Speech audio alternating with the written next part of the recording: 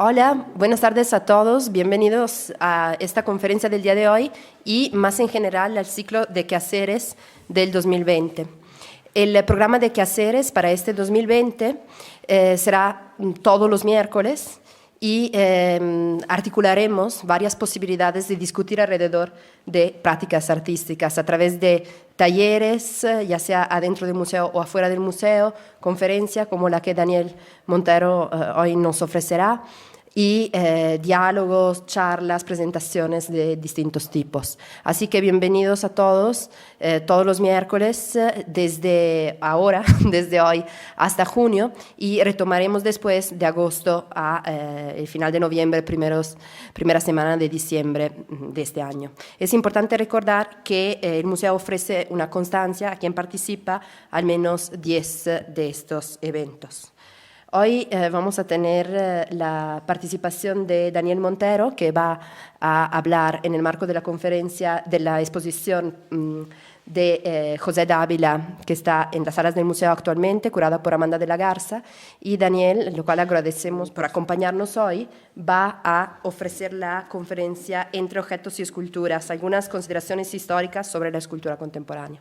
Daniel, voy a leer tu semblanza y te damos la palabra. Daniel Montero Fayad es investigador del Instituto de Investigaciones Estéticas y doctor en Historia del Arte por la UNAM. Ha sido docente en instituciones de educación superior como la UNAM y la Universidad Nacional de Colombia. Ha participado en diferentes proyectos de curaduría, promoción cultural y educación en Colombia y México.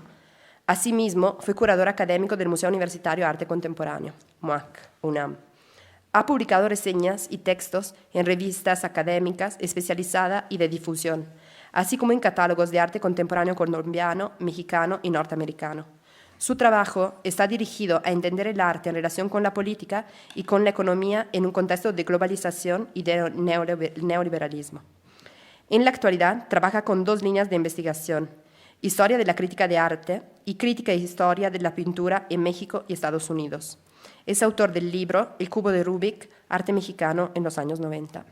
Gracias, Daniel. Quisiera agradecer a Amanda de la Garza, que fue la que me invitó en primera persona a hacer esta plática, y por supuesto toda la gente del Museo Amparo que permite que el evento sea posible. Bueno, cuando a mí me invitaron a hacer una plática sobre el asunto de la escultura, me pareció sugerente porque es un problema que yo vengo trabajando en los últimos tal vez 20 años. Y mi primera aproximación sobre el asunto viene desde mi primera formación profesional. Yo estudié artes plásticas en la Universidad de los Andes en Bogotá y, de hecho, los últimos años de estudio me dediqué a hacer reflexiones sobre los problemas de la escultura. Luego, pues, migré a otros intereses, historia del arte, teoría del arte, etcétera.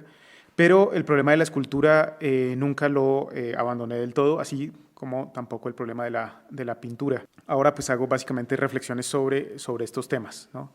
Lo que voy a hacer hoy no es una ponencia leída. En general yo suelo leer lo que voy a decir. En esta oportunidad, para hacer un poco más dialógica la cosa, voy a hacer una exposición de más o menos una hora sobre una serie de problemas precisamente históricos de la escultura, y luego me gustaría ver si ustedes se animan y entablamos un diálogo un poco más directo, ¿no? Y lo que voy a tratar de defender en la plática de hoy tiene que ver básicamente con que el problema de la escultura no es solamente un problema de la escultura como tal, sino que tiene que ver con los problemas del arte contemporáneo en general, en relación a la manera en que uno puede pensar en la especificidad medial del arte. Cuando estoy diciendo la noción de especificidad medial, no me estoy refiriendo a la tradición mexicana, sino más bien me estoy refiriendo a otra tradición, que es la tradición norteamericana. ¿Por qué estoy diciendo esto? Porque es básicamente en Estados Unidos y desde Estados Unidos que se propagó cierta tradición de enunciar las prácticas artísticas después de la década de los 60. Para bien o para mal, se ha adoptado como una especie de canon para el arte contemporáneo. Eso no quiere decir que, por supuesto, no haya existido una tradición escultórica en México, pero las reflexiones sobre la escultura que se hacen en el presente no vienen, por supuesto, de una tradición mexicana. De hecho, yo no sé si ustedes pueden nombrar fácilmente a más de 10 escultores mexicanos. Es bastante complicado, ¿no? No quiere decir que no existan, por supuesto, claro que han existido. En México existió una Bienal de Escultura en cierto momento, pero es difícil reconocer a escultores tal cual mexicanos, ¿no? Tal vez Manuel Felgueres es uno de los más conocidos de su generación. Más allá de eso, lo que voy a trazar precisamente es a través de cierta genealogía, básicamente norteamericana, que después se volvió en canon global, la idea de la crisis de la medialidad escultórica. ¿Qué quiere decir eso? Quiere decir que en la actualidad es muy difícil ya hablar en términos de una escultura, convencionalmente hablando. Eso no quiere decir que no exista la noción de escultura, ¿sí? Todavía siguen existiendo esculturas, pero lo que significa una crisis de la crisis del medio, ¿sí? Una crisis del medio de la escultura, tiene que ver con que la escultura como medio ha pasado a un segundo lugar. Ya el arte contemporáneo no enuncia sus prácticas netamente a partir de la especificidad medial de la escultura. Y lo que terminó ocurriendo es que la escultura como que se terminó abriendo en diferentes problemas, dispersándose en diferentes instancias que no son exclusivamente circunscritas a un objeto concreto, ¿no? Sino que, de nuevo, se empezó a dispersar en otros momentos, ya sean públicos, dentro y fuera de las instituciones, ¿sí? Comenzó a producirse en relación a la industria cultural o la industria de los objetos. Y, por supuesto, cuando estoy diciendo eso es que hay una reconsideración de su materialidad como mercancía. Y, por supuesto, y en la actualidad es cada vez más difícil pensar en una noción de escultura vinculada de manera necesaria a su materialidad. ¿Qué quiere decir esto? Quiere decir que pues, es cada vez más fácil darse cuenta que la gente ya no ve escultura casi nunca de manera inmediata, sino que más bien la ve de manera mediata a través de las redes sociales por el Internet, ¿no? En ese sentido, entonces, también lo que está en juego acá, cuando digo que hay una crisis de la medialidad de la escultura, es una crisis de la sensibilidad, es decir, ya no hay una relación sensible de la misma manera como solía ocurrir. Y eso implica, por supuesto, una transformación en la visualidad, por supuesto. Lo que voy a mostrar precisamente es una trayectoria que comienza en la mitad de la década de los 60 en Estados Unidos y luego se va a desarrollar hasta la actualidad a partir de una serie de textos claves que a mí me parece fundamentales, fundacionales, que tal vez ustedes conocen algunos de ellos, para poder hablar de esta crisis de la medialidad y la crisis de la noción de escultura. Cuando yo estoy citando, estoy refiriendo el problema de la medialidad, a lo que inmediatamente estoy refiriendo es a Clement Greenberg. Clement Greenberg, en una serie de textos que comenzó a escribir desde finales de la década de los 40 y durante casi 20 años, desarrolló una idea del arte muy específica, que tenía que ver con la especificidad de medio. ¿Qué significa eso? Quiere decir que el arte evoluciona o se transforma a través de una conciencia artística en función de su medialidad, ¿sí? Y las exploraciones que hacen los artistas desde esta relación de la medialidad, desde mediados de la década, más o menos desde la segunda mitad del siglo XIX, hasta básicamente Picasso, que es el que desarrolla esto de manera más evidente, lo que hacen es una exploración no sobre la relación arte y vida y tampoco sobre la relación de la sensibilidad de los artistas, etcétera, ¿no? Sino lo que hacen es tienden a pensar, según el relato de Greenberg, en cómo es que la pintura es cada vez más pictórica. Los elementos cada vez más pictóricos de la pintura están básicamente referidos a una planitud del cuadro, es decir, un cuadro abstracto que no tiene ningún tipo de profundidad, sino que más bien señala la superficialidad del plano. ¿Qué quiere decir esto? Es, por supuesto, un arte que está absolutamente autocontenido, legitimado como objeto artístico, y precisamente las exploraciones de vanguardia artística para Greenberg son precisamente las que permanentemente se desarrollan hacia esta especificidad medial. Una pintura siendo cada vez más pictórica, y esto tiene que ver con un momento importante, por supuesto, en donde mucha de la pintura en la década de los 40 había sido usada o era usada con fines propagandísticos, ¿no? Por el régimen comunista, ¿no? Y por el régimen nazi, ¿no? La idea que tenía Greenberg era tratar de pensar en una pintura cada vez más medial, precisamente porque una pintura cada vez más medial es una pintura libre de cualquier tipo de ejercicio discursivo que fuera impuesto, ¿no? una pintura que reflexionaba sobre su propia condición de ser pintura, básicamente. ¿Por qué estoy diciendo esto? Porque este argumento se utiliza para justificar la existencia del arte en función de la especificidad de los medios en general. Un alumno de Greenberg, que es Michael Fried, en 1967 publica un texto que es clave para poder entender esta disgregación de la medialidad escultórica que se llama Arte y Objetualidad. Desafortunadamente el texto, desconozco por qué motivos, no ha sido traducido. Ese texto es clave para poder entender la operación de esta pérdida de medialidad específica. Pero Michael Fried no está hablando de la pintura, sino que comienza a hablar de lo que podríamos nosotros considerar como un evento tridimensional más asociado a la escultura. Y, por supuesto, este texto es escrito a propósito de una serie de prácticas que para nosotros pueden ser entendidas como escultura, pero para Michael Fried no eran esculturas, sino más bien eran objetos. Por eso el nombre de ese texto se llama Arte y Objetualidad. El nombre de ese texto es muy claro. Para Michael Fried, los objetos no hacen parte del arte, ¿sí? Y cuando aquí digo los objetos, son los objetos de la cotidianidad. Un objeto de la cotidianidad no puede hacer parte del arte, sino que más bien un objeto hace parte de la vida. Cuando estoy diciendo que hace parte de la vida, tiene que ver con ciertos procesos de producción artística que pues, no están por fuera precisamente de esta especificidad medial. Una escultura siendo escultura, una pintura siendo pintura.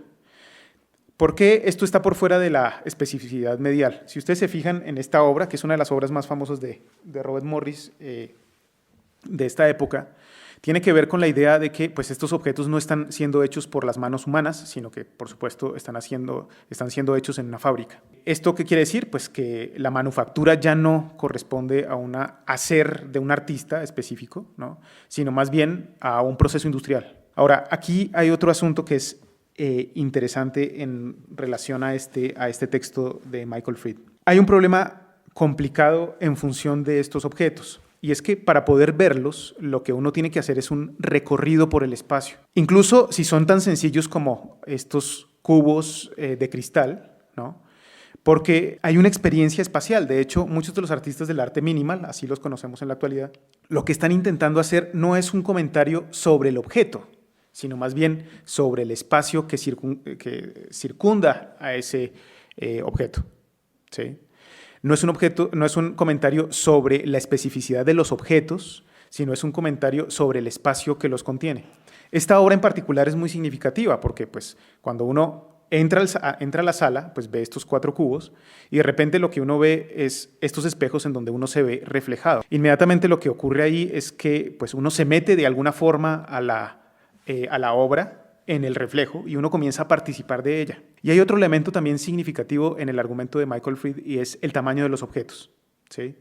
Muchos de esos artistas hacen exploraciones de diferentes tamaños y juegan precisamente con los tamaños de estas cosas, porque la idea no es presentar una escultura, sino más bien presentar objetos en ese sentido. ¿Qué quiere decir objetos? Quiere decir que el objeto se pone en relación al cuerpo del ser humano, ¿sí?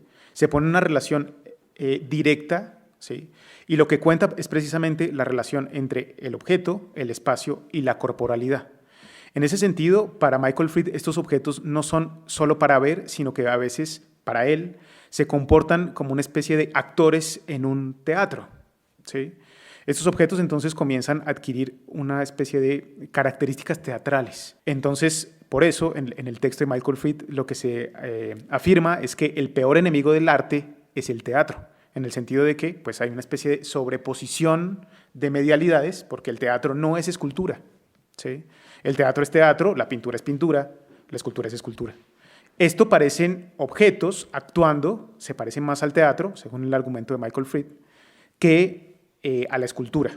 Ahora, cuando Michael Fried está diciendo escultura, ¿en qué está pensando? Está pensando en esto. Es un artista muy famoso, Anthony Caro, casi contemporáneo a Morris. Le parece a Michael Fried que esto sí es escultura. ¿Por qué esto sí es escultura y esta pieza de Morris no lo es? Porque si ustedes se fijan, la lógica organizativa de los elementos de la obra de Caro lo que propicia es que uno se aproxime con la mirada a la totalidad de la obra. Uno recorre la obra como si esta fuera una especie de pivote donde la mirada se posa, y uno lo que hace es recorrerla, pero para verla, no para estar con ella. Esto es significativo, muy significativo, porque lo que está diciendo Michael Fried es que la lógica de la escultura es una lógica autocontenida, es decir, depende de la organización de sus partes en función de la totalidad. La escultura está hecha no para estar con ella, sino para verla en el espacio. Este argumento es significativo porque, si ustedes se fijan, esto no es escultura, esto tiene que ver más con el mundo de los objetos, esto es escultura. El problema es que los artistas no continuaron por este camino, sino continuaron por este camino, ¿sí? Muchos de los artistas del arte minimal derivaron en otras formas artísticas que no tenían que ver con la especificidad medial, sino que tenían que ver más con formas de arte conceptual o con lo que nosotros conocemos en la actualidad como el land art. Recuerden, ese texto de Michael Fried, que es un texto de 67, es un texto clave para poder entender el problema. Es un texto clave para poder entender el problema de la escultura contemporánea. Porque lo que dice Michael Fried en ese texto es que habría que seguir por una especificidad medial, pero los artistas no hicieron eso. De hecho, muchos artistas como Robert Smithson, que es un artista fundamental también para el land art, lee el texto de Michael Fried y hace una serie de acciones en contra del texto de Michael Fried. Ese texto de Michael Fried es fundamental y fundacional para las prácticas del arte contemporáneo. ¿En qué sentido? En que puede ser entendido perfectamente como esta operación de la que apunta permanentemente el arte contemporáneo, que ya no es a la especificidad medial, sino más bien a los espectadores, al espacio de exhibición, por supuesto a la imposibilidad de fijar con la mirada un solo objeto, sino más bien está en función de un recorrido. Y muchos de los artistas contemporáneos de ese momento, de la segunda mitad de la década de los 60, precisamente como estaba señalando, toman por este camino. Posteriormente del texto de Michael Fried, se escribe otro texto que tal vez ustedes conocen por oídas o tal vez ustedes han leído, que es La escultura en el campo expandido, de Rosalind Krauss.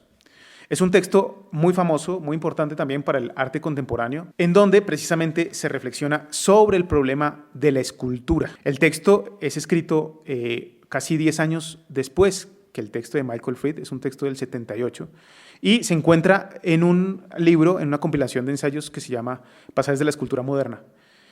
Ese libro es importante porque tal vez Rosalind Krauss es una de las teóricas del arte y una de las críticas de arte que más ha reflexionado sobre el problema de la escultura. Lo que cambia en el texto de Rosalind Krauss, en función del texto de Michael Fried, es que precisamente el método de análisis de la noción de escultura de Rosalind Krauss es estructuralista. ¿Eso qué quiere decir? Que uno no puede entender el objeto por sí mismo, en términos conceptuales, sino que lo que tiene que hacer para poder explicarlo es contraponer una serie de términos en un campo de significación. Eso es lo que hace el postestructuralismo. El término por sí mismo no tiene valor. El valor del término solamente se puede entender en función de los términos que lo acompañan. La escultura en el campo expandido es un texto también fundacional del arte contemporáneo. Yo no sé si ustedes han escuchado en la actualidad una serie de cosas a las que se le pone el adjetivo de expandido. Gráfica expandida, teatro expandido, un montón de cosas expandidas. Eso viene precisamente de la escultura en el campo expandido, este texto de Rosalind Krauss del 78. ¿Por qué es importante el texto de Rosalind Krauss?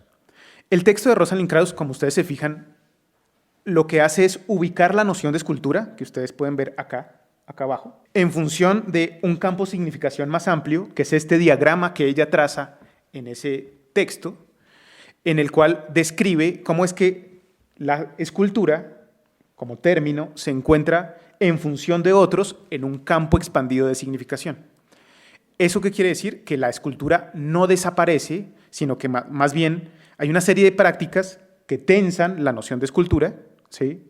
Y que ella ubica en relación a dos cosas: el paisaje y la arquitectura. El texto de la escultura en el campo expandido, ¿de qué se trata?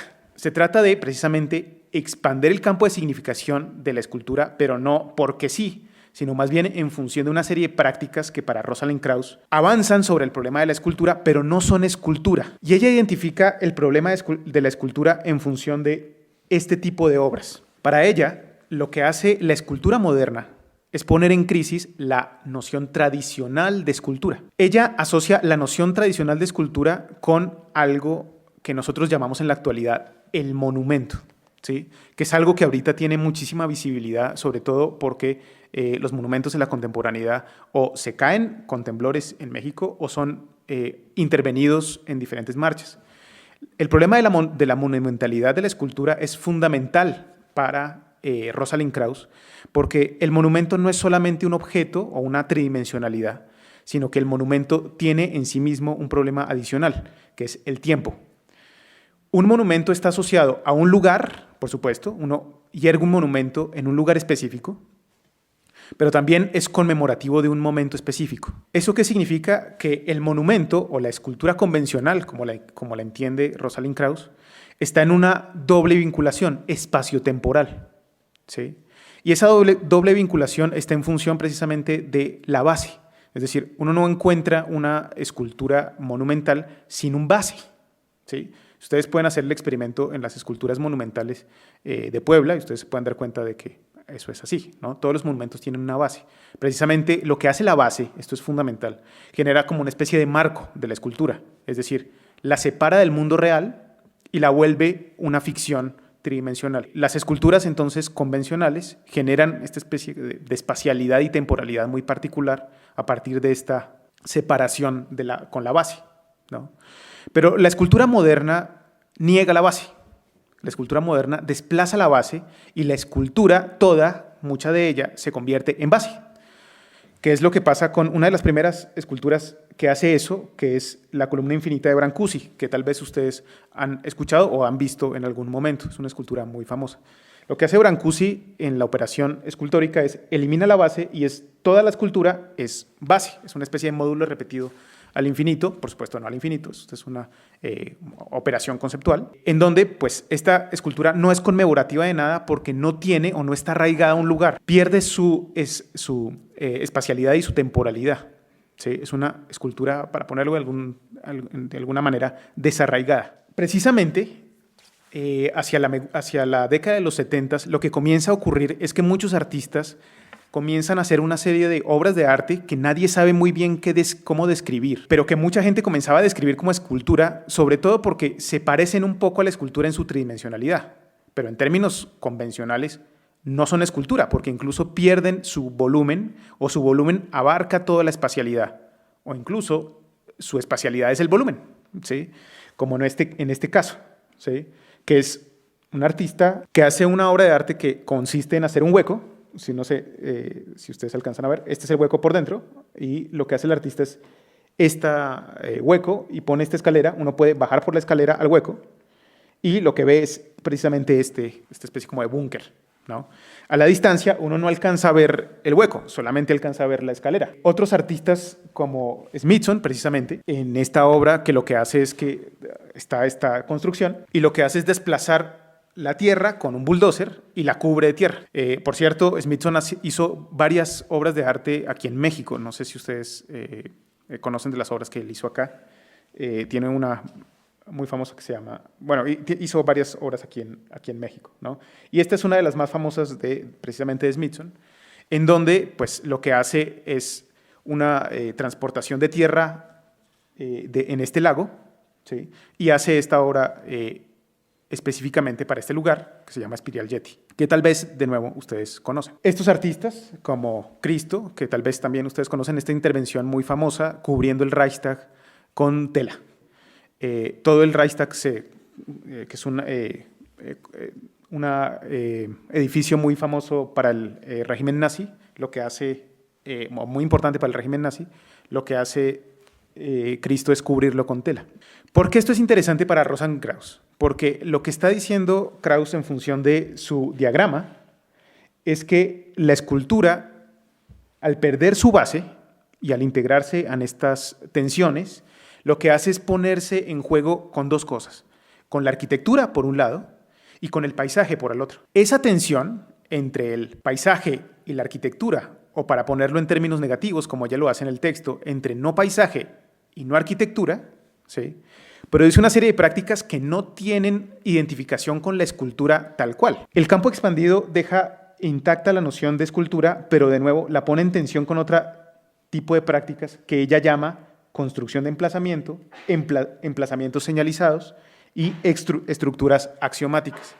De hecho, eso se puede ver perfectamente en estas obras, ¿no? No son paisaje, no son arquitectura, están en relación al paisaje y están en relación a la arquitectura. Estas categorías nuevas que se inventa Rosalind Krauss no prosperan del todo. Son categorías ya nadie reconoce como algo que se haya instaurado. Yo creo que pues, la gente ya no reconoce esto como las categorías que describió Rosalind Krauss en su texto, ¿no? Esto más bien pasó a ser parte como del land art, esto pasó más bien a ser parte como de la instalación. Pero lo interesante del texto de Rosalind Krauss es precisamente la noción de escultura.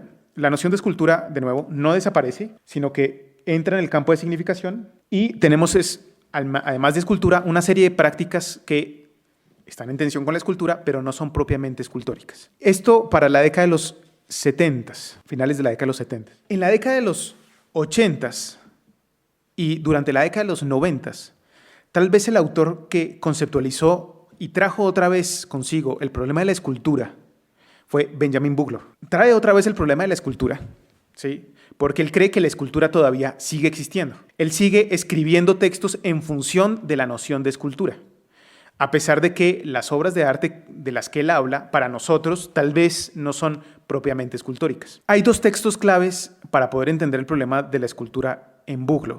Uno que desarrolla el problema de la escultura en un autor, en un artista muy famoso norteamericano, que es Michael Archer, y el otro, el conocidísimo artista mexicano Gabriel Orozco. Para Bugler, las operaciones de Michael Archer y de Gabriel Orozco siguen siendo escultóricas. Lo que pasa es que la escultura se ha redefinido de alguna manera en estos artistas, pero sigue habiendo escultura en estos artistas. El texto sobre Michael Archer es un texto un poco más viejo que el de Gabriel Orozco. El texto de Michael Archer es un texto del 83, ¿sí? Y está describiendo particularmente una intervención que hizo Michael Archer en el Art Institute de Chicago. Lo que hizo Michael Archer es magnífico para Benjamin Bugler, yo también lo creo. Hizo dos acciones que son particularmente interesantes. La primera fue esta. Tomó unos paneles de estos de acero que están en esta parte del museo y lo que hizo fue voltearlos y los metió al museo. Eso es un guiño directamente a las operaciones del arte minimal, ¿sí? Si ustedes se fijan, se parece un poco a las esculturas del arte minimal o a los objetos de arte minimal que vimos ahorita, ¿no? Entonces, los paneles que estaban una vez afuera, ahora se encuentran dentro del museo, ¿sí? Es un gesto de lo que nosotros llamaríamos en la actualidad de crítica institucional. Lo que estaba en la fachada se mete al museo. Lo curioso es que esta obra la compró el museo, pero pues, el museo no puede quedarse sin los paneles. Entonces, esto no está permanentemente exhibido, sino que más bien es una acción que puede ser replicada por el mismo museo. La otra obra que hace Archer es esta. Esta es una escultura de uno de los próceres conocidos en Estados Unidos que está a las afueras del Art Institute de Chicago. Y lo que hace Michael Archer es tomar la escultura, quitar la base y meterla a una de las salas de arte del siglo XVIII del museo. El tipo no hizo nada, digamos, no hay una operación material, él no hizo la escultura, lo que hace es tomar la escultura, la estatua, quitarle la base y meterla a las salas del museo. El argumento de Benjamin Bugler es que esto sigue siendo escultura. ¿En qué sentido? En el sentido de que todas las operaciones de la escultura moderna se pueden ver reflejadas en estas acciones, ¿sí? ¿Por qué? Porque según Bugler lo que hace es, o tensa más bien, la relación entre el espacio simbólico del museo, ¿sí?, y el espacio real del museo. El espacio simbólico como representatividad del espacio de exhibición y el espacio real como tridimensionalidad, ¿no?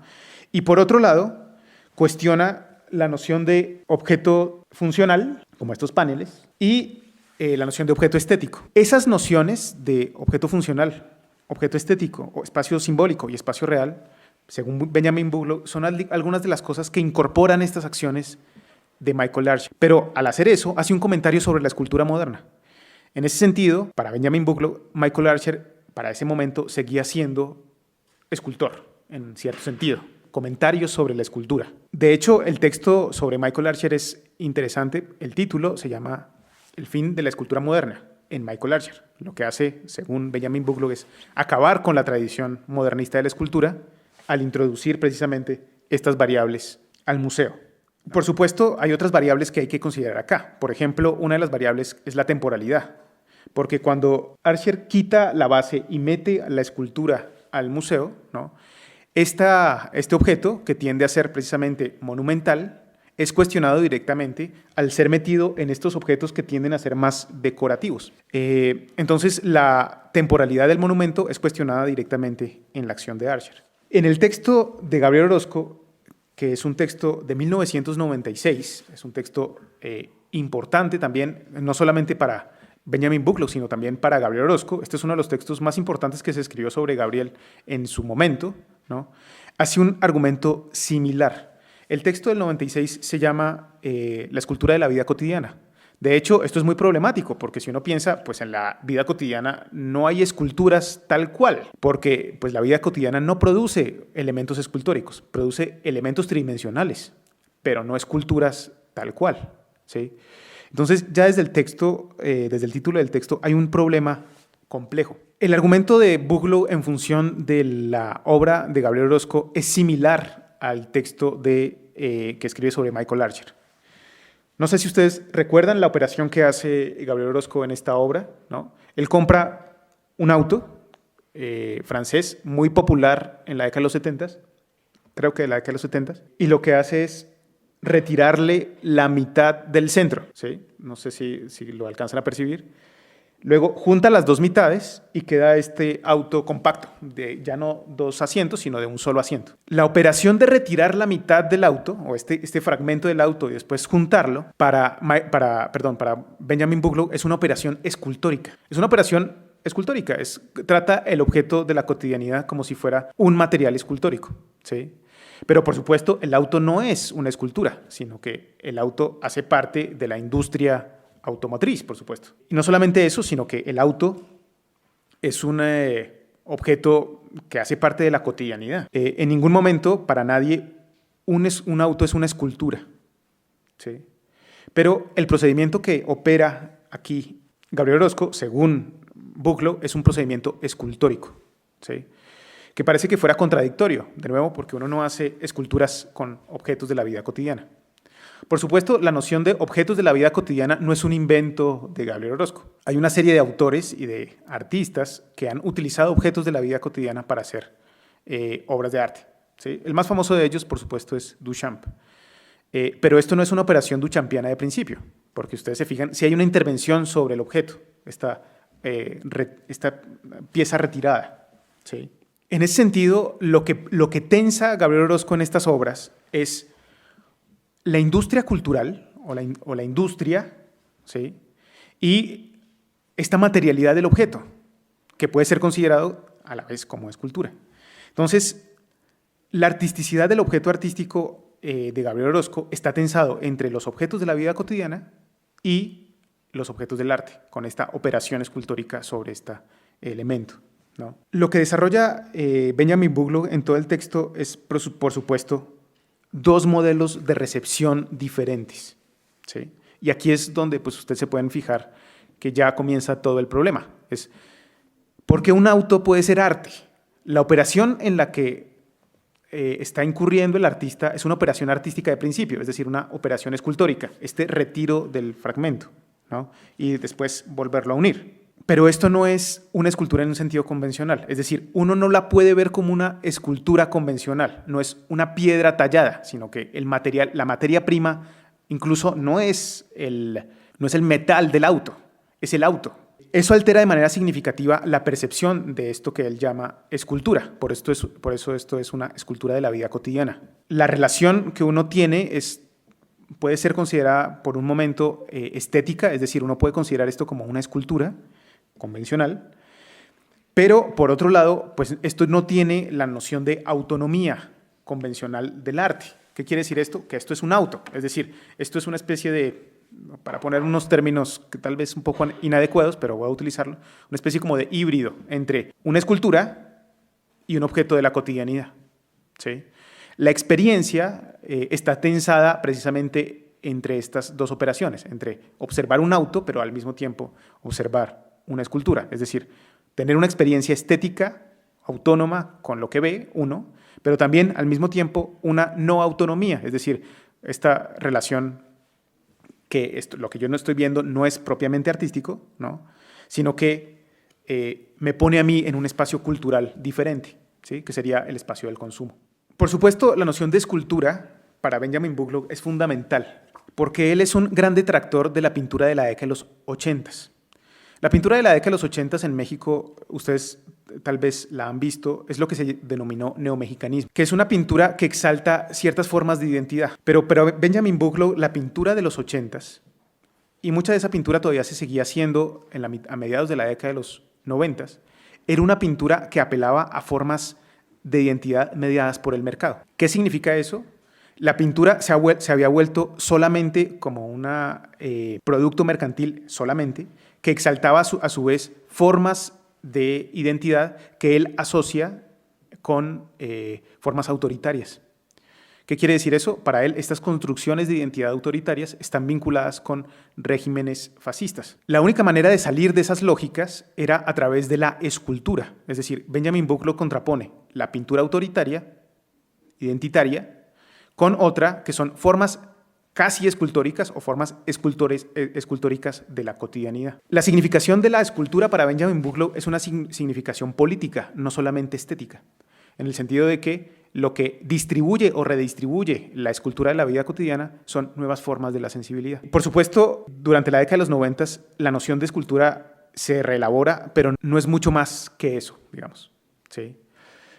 Aunque para nosotros muchas de estas cosas tienen o siguen pensándose en función de ciertas relaciones escultóricas, al menos, por lo menos, en su tridimensionalidad. Hacia comienzos de la década de los 2000, aproximadamente 2002, se escriben dos textos que son fundamentales para el arte contemporáneo. El primero de ellos es un texto que se llama One Place After Another, del 2002, un texto de la teórica norteamericana Mi-Won Kwon.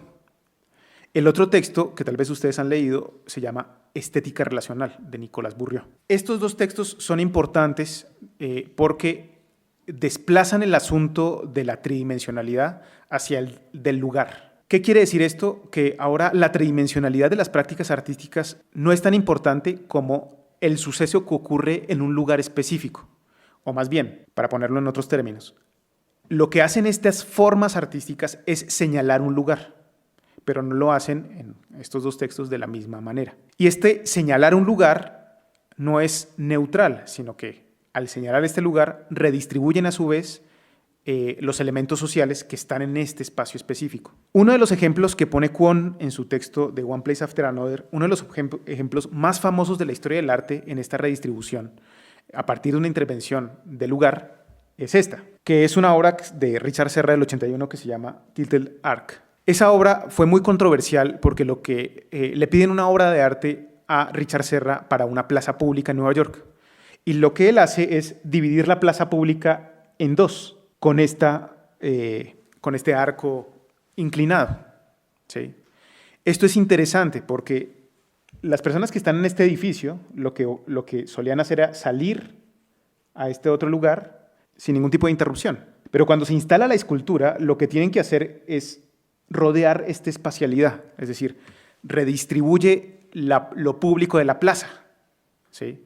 En tanto, toda plaza, en este sentido, debería ser pública. Lo que ocurre con esta instalación de esta obra es que la plaza, de alguna forma, cuestiona lo público de la plaza. La escultura, después de un debate muy complicado, terminó siendo retirada. ¿Sí? Esta escultura ya no existe, precisamente porque generaba tensiones en relación a esta idea de la tensión entre lo público de la plaza, es decir, el lugar o el sitio de la plaza, y la escultura. Aquí una vista de esta obra instalada antes de que fuera retirada. Y la noción de sitio específico es fundamental para poder entender las prácticas del arte contemporáneo. ¿Qué significa sitio específico? Después de toda esta divagación en relación a las prácticas del arte contemporáneo, lo que termina ocurriendo es que las prácticas están cada vez más arraigadas a su especificidad contextual. ¿Eso qué significa? Que la obra de arte pierde su especificidad medial de manera ya evidente y no pueden ser entendidas sin precisamente lo que los rodea, lo que las rodea. O, por otro lado, la otra variable posible es pensar en que las intervenciones que ocurren en este lugar específico, al señalar este lugar específico, redistribuyen la espacialidad. Aquí, cuando digo espacialidad, no es solamente una espacialidad real, para ponerlo en unos términos, sino también la espacialidad social, es decir, cómo se desarrollan una serie de eventos sociales en estos espacios, o el espacio producido por la socialización, más bien. En ese sentido, cuando uno está hablando de especificidad de sitio, no está hablando solamente de poner una obra de arte en un lugar sin consecuencias, sino que tal vez a partir de esta redistribución espacial, lo que se produce a su vez son nuevas políticas del arte. Porque, de nuevo, todo se altera. La manera en que uno ve la obra de arte, ¿sí? Porque ya uno no solamente ve la obra de arte, sino más bien lo que uno tiende a ver es la circunstancia que la hace posible, ¿no? Las personas que participan allí. Una obra de sitio específico, entonces, es una obra que tiende a ser irrepetible, porque ocurre en un momento específico, en un lugar específico, y señala ese lugar con esa especificidad. En ese sentido, no dura para toda la vida, sino que está muy enmarcada en ciertos tiempos muy determinados. ¿Qué significa esto? Que muchas de las acciones que ocurren se desplazan ya no hacia, por supuesto, un tiempo indeterminado, en un espacio indeterminado, sino más bien a un lugar específico en un tiempo corto. El otro texto, el texto de Nicolás Bourriaud, que de nuevo ustedes tal vez han escuchado hablar de él, que es Estética Relacional, hace una operación significativa en relación a este tipo de prácticas. No sé si ustedes reconocen este tipo de prácticas que, de nuevo, a partir del texto de Nicolás Bourriaud, son llamadas estética relacional. ¿Qué es la estética relacional? La estética relacional es un evento que ocurre en un espacio y la obra de arte no es los objetos que ocurren ahí, sino que más bien la obra de arte es las relaciones posibles que provocan estos objetos. Y estas relaciones posibles son, por supuesto, relaciones humanas. Lo que hace este artista, que también es un artista muy importante de este tipo de prácticas, o tal vez uno de los que inaugura este tipo de prácticas, es lo siguiente. Hace una especie de display de objetos, muchas veces son objetos para cocinar, y lo que ocurre es, en efecto, eso, una preparación de alimentos en una galería o en un museo. Eso ha ocurrido aquí en la Ciudad de México, en la Galería Curimansuto, un par de veces. Y lo que hace el artista es precisamente convocar a una serie de personas, las trae al espacio de exposición. Con estos objetos lo que hace es invitarlos a cocinar y a comer. El resultado de eso, el resultado de estas prácticas, lo que deja son estos desperdicios, básicamente, ¿sí? Como resultado de esta interacción social. Ahora, ¿por qué este texto de Nicolás Bourriaud es importante en función de la escultura? Porque lo que dice Nicolás Bourriaud en ese texto es importante. Él dice que de alguna manera lo que está ocurriendo con estas prácticas no es una desaparición de la forma, sino una reformulación de la forma. ¿Qué significa una reformulación, una reelaboración de la noción de forma? Para Nicolás Bourriaud, la noción de forma no ha desaparecido del arte, solo que los artistas lo que hacen es, a partir de esta redistribución sensible, a partir de estos objetos, reconfigurar las formas en relación a los eventos. La forma del arte no desaparece, sino que se reconfigura, para ponerlo en términos casi literales, ¿sí? En relación a estos eventos. El resultado entonces no es una escultura, sino una reconfiguración formal del arte en relación a un proceso. Ese proceso hace parte precisamente de una dinámica social que ocurre en una galería. Esto no es una escultura, eso es lo que estoy diciendo, es que esto no es una escultura. Pero Nicolás Bourriaud hace un argumento en función de la relación de la forma de estas cosas. Por último, en un texto aún más reciente, esto es un libro del 2017 que se llama Beyond Objecthood, de un teórico que se llama James Burris, hace un argumento en función de este tipo de obras de arte. Ustedes reconocen Carsten Scholler, un artista que expuso recientemente en la Ciudad de México con filas casi interminables, con una obra que no se parece a esta, pero tenía la misma dinámica. Lo que hace Scholler con algunas de estas obras es interesante, porque estas no son esculturas en un sentido convencional, de nuevo, sino que la gente lo puede usar. Estos son toboganes. Entonces uno se sube y se lanza por el tobogán y llega al piso. Lo que ocurre en este caso, ¿sí? A pesar de que esta obra no es nueva, ¿no? El argumento de Boller está en relación precisamente a estas obras, a este tipo de prácticas que no son nuevas, ¿no? Pero, de nuevo, estos artistas todavía siguen produciendo cosas similares. La exposición del Tamayo es un ejemplo de eso, en donde estos objetos se ponen en el museo para que uno interactúe con ellos. Es decir, los objetos no son esculturas en un sentido convencional. Esta medialidad específica no son solamente para ser vistas, para ser recorridas, sino más bien son para establecer una interacción con ellas. ¿Sí? Uno se puede arrojar a través de esta resbaladilla, ¿no? Y es el objeto el que permite establecer esta relación, que en el caso de Höhler tiene que ver con el juego.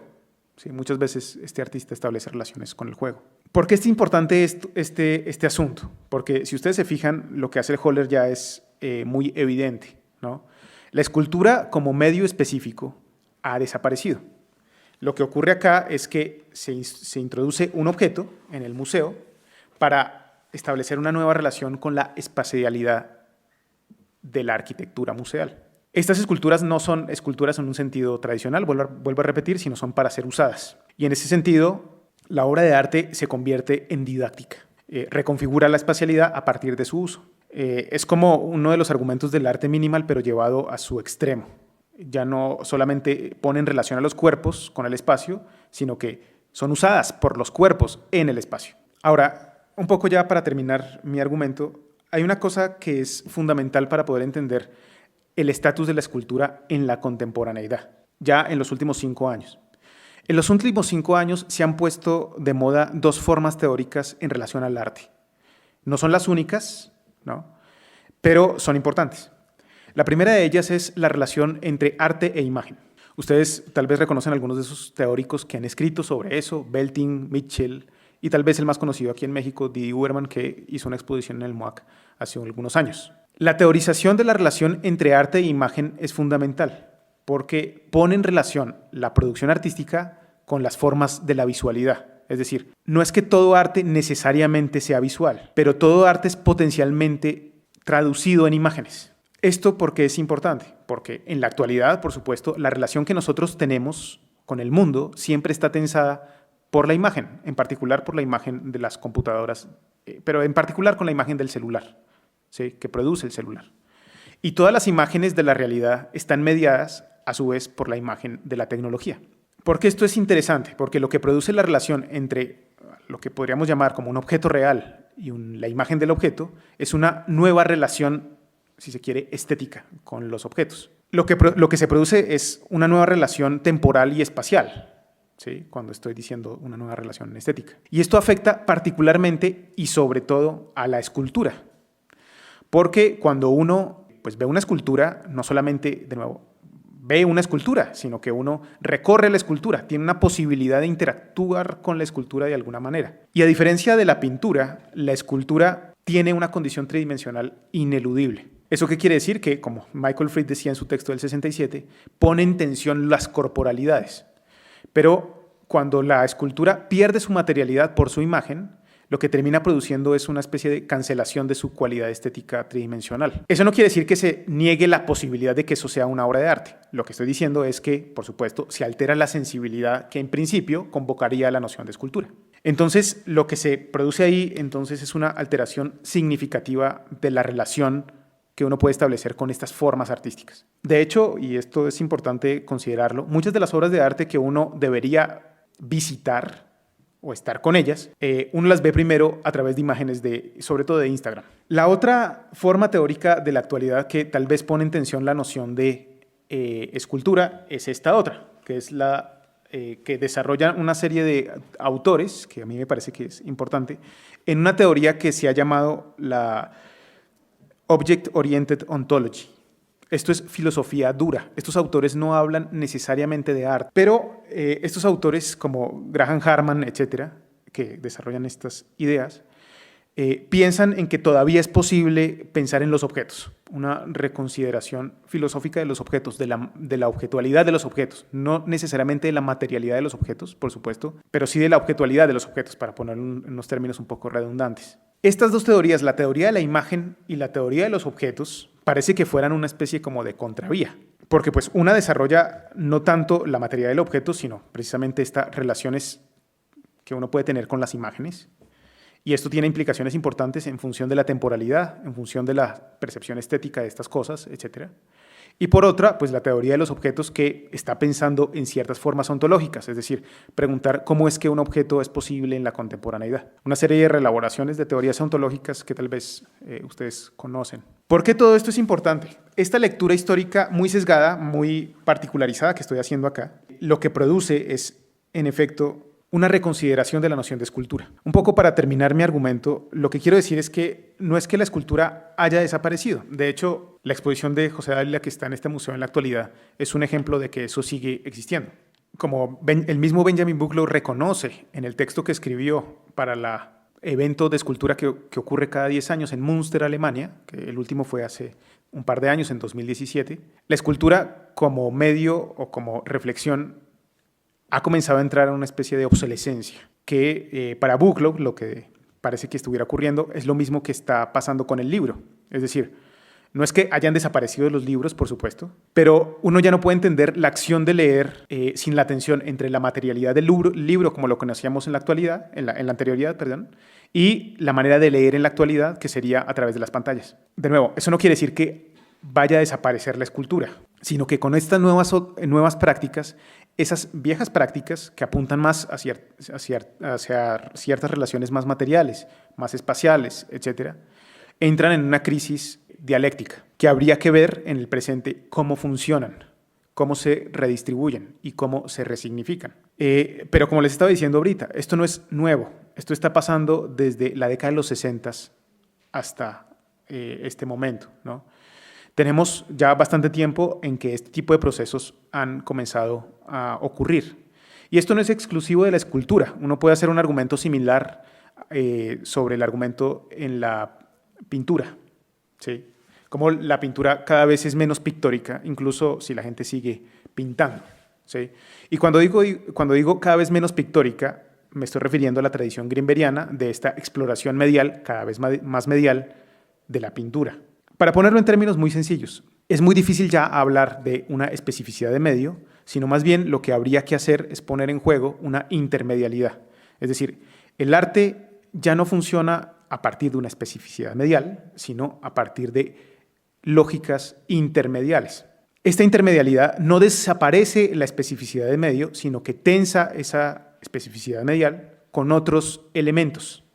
El arte como mercancía, el arte como espacio, el arte como arquitectura, el arte como intervención social, el arte como otras cosas. Y lo que produce eso es evidentemente una crisis de comprensión de qué es lo artístico y qué no es. Porque inmediatamente surge esta especie como de desvanecimiento medial. Uno ya no puede identificar exactamente cómo son las operaciones artísticas de manera tan transparente. Antes uno lo podía reconocer, es decir, uno podía ver una pintura y decir, esto es una pintura. Y eventualmente uno podía reconocer ahí cierta artisticidad, pero por lo menos uno podía reconocer la pintura. En la actualidad es cada vez más difícil hacer esa operación de manera tan transparente. De nuevo, eso no quiere decir que las pinturas hayan desaparecido, por supuesto que no, ¿sí? Aquí en Puebla hay un callejón en donde ustedes pueden demostrar que se sigue pintando.